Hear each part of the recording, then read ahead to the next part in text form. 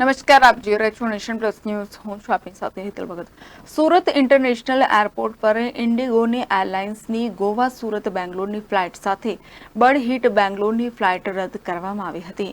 Surat international airport પર ઇન્ડિગોની એરલાઇન્સની Goa Surat બેંગ્લોરની flight સાથે પક્ષી અથડાયો હતો. જે ફ્લાઇટના ચેકિંગ માટે દિલ્હીથી ઇન્ડિગોની ઇજનેરોની ટીમ મોડી રાત્રે સુરત પહોંચી હતી. જોકે બેંગ્લોરની ફ્લાઇટ કેન્સલ કરાઈ હતી, જેથી 200 મુસાફરોનો પ્રવાસ બગડ્યો હતો. ગોવામાં ખરાબ હવામાનની સુરત એરપોર્ટ પર 1.5 કલાક મોડી લેન્ડ થઈ હતી. ફ્લાઇટ સાથે બર્ડ હિટનો મેસેજ એટીસીને મળતા જ એરપોર્ટના કર્મચારીઓ બર્ડ શોધવા ઓપરેશનલ એરિયામાં પહોંચ્યા હતા. બર્ડ હિટથી ઓચિંતી ફ્લાઇટ કેન્સલ થતા બેંગ્લોર જનારા પેસેન્જરોને ઇન્ડિગો એરલાઇન્સે 2 ઓપ્શન આપ્યા હતા, જેમાં એક ઓપ્શન મોર્નિંગની 8 કલાકની બેંગ્લોરની ફ્લાઇટનો અને બીજો પેસેન્જરોને રિફંડનો ઓપ્શન અપાયો હતો. Report nation plus news Surat.